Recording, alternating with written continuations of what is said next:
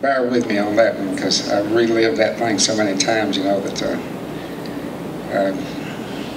I get uncomfortable sometimes. The day that we went, I was riding in the back of the pickup truck. Didn't even know where we was at, where we was going, or anything. Sleep most of the time. But when we got there, paid a little $1 to fish on the stream. Waited till it opened up. He took us up part of the way up the stream and got out and we started fishing.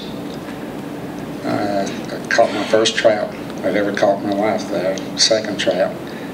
And I figured, well, I'm an expert now, so I'm gonna change spots. As I came up on the road and was walking facing traffic, which there wasn't really no traffic at the time, I could hear this car coming down the road behind me, and all of a sudden the fender just like brushes my leg. And so I looked down at this man, and he started out with the N-word. "What are you doing down here?" I was doing some fishing. "Well, you know, we don't like your kind here, because I'm still got my new name, the N-word."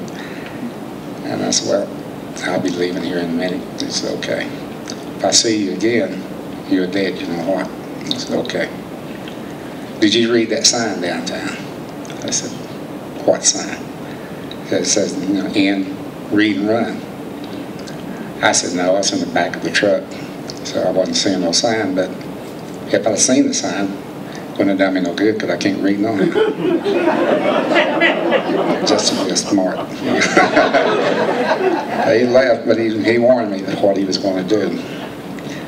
A certain amount of respect you got to give to this man too, because the man didn't like me, told me he didn't like me, told me what he would do to me if he saw me again, and he attempted to do it.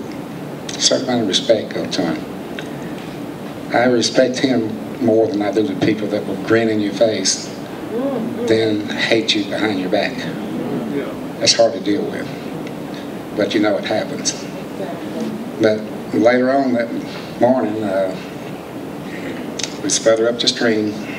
He came by, the guy said, "Charlie, there goes your buddy." And I looked around the back of the pickup truck, and he went around a curve to the right. But he had pulled off into a little pull-off area that I couldn't see. And they said, "What are you going to do?" And I said, "I'm going right up here to this curve on 2 rocks right there. I'm going to fish it." Well, one of them, Leroy, said, "Charlie, you know what he just said?" I said, "Yes, but Leroy, if I went home or stayed home every time the white man said that to me, I would never get out the front door." I said, "You hear it occasionally. I hear it every day. Every day. If I leave home, I'm going to hear it." And it's still there today, but it's subsided to the point that it's not spoken out loud. It's not as dangerous. They don't pick us off anymore like they used to. But anyway, as I stepped around the truck to go up the road to where I was going to, someone said, "There he is, Charlie."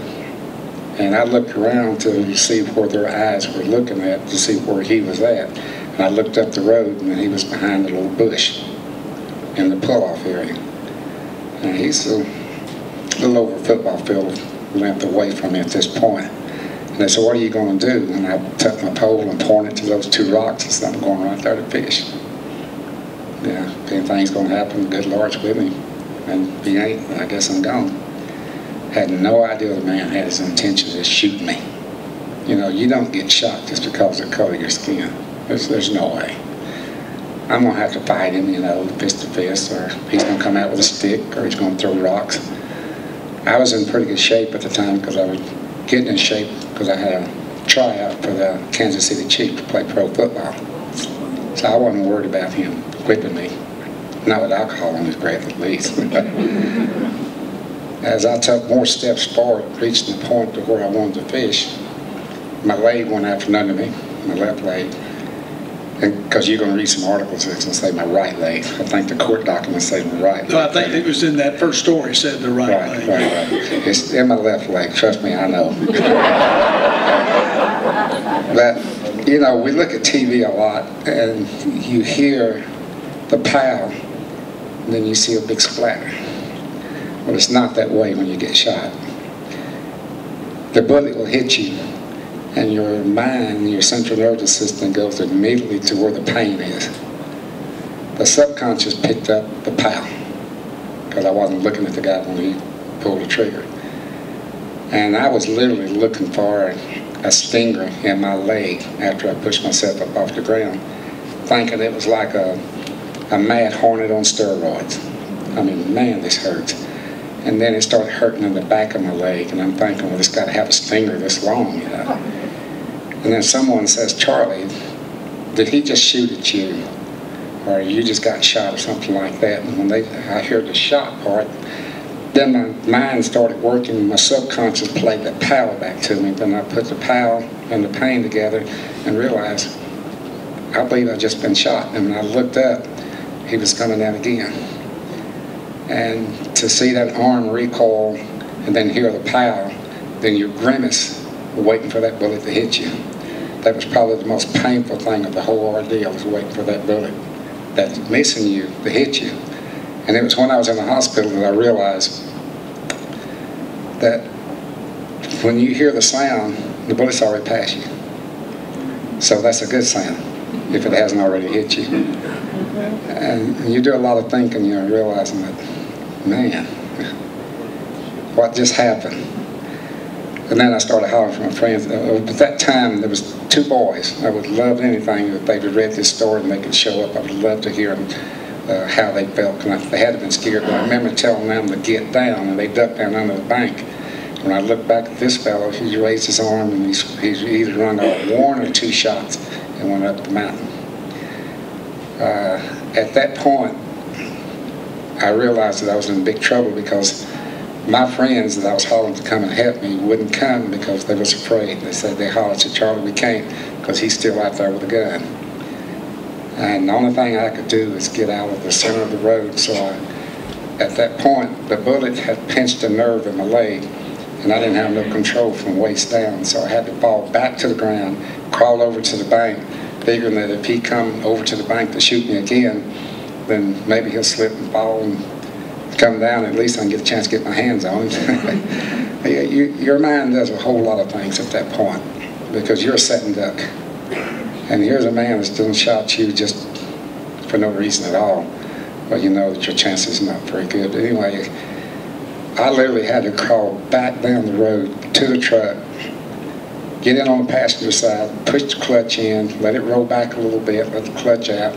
Those guys hollering which way to turn the steering wheel, until I got the truck backed around the curve, and then the driver came in across the top of me, got a hold of my belt buckle and helped me, put it in gear and backed around to where the lodge was at. And meanwhile, the game warden had came. He had radio for an ambulance. The ambulance people wouldn't come to pick me up. They wouldn't come up in that area, because they knew that the people down there hated us that bad. So they had to literally drive me down to the town of Tellico, where the ambulance met me, put me in it, then took off to the hospital. And I'm back there hollering and screaming, no, can you give me something for pain? Can you give me something for pain? No, I can't do that. Or give me something for pain, man, this is hurting. I can't give it to you. By the way, where are you taking me? And the only place I knew at the time was UT Hospital and Fort Sanders and Baptist Hospital. And he said, Blunt Memorial. I said, where's that at? He said, Maryville. I said, oh my God. I'm going from the frying pan to the oven. Because at the time that I was going to school, and I wouldn't let the people in school know what was going on, but we was bombarded with a lot of the Klan. And 3 and 4 times a week they would come around. You know, there's crosses burned. There was always letters left in the seat of my car. My brother let me use his car to drive to school.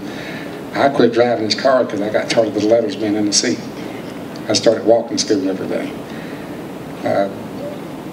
After the gunshot and landing in the hospital, you have to do a lot of soul searching. But for almost a year, I hated every one of it. And you have to really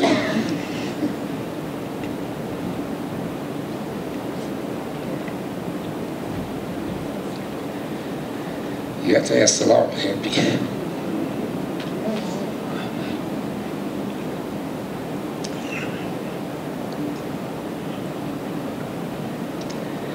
The Lord was with me that day, and He still walks with me today.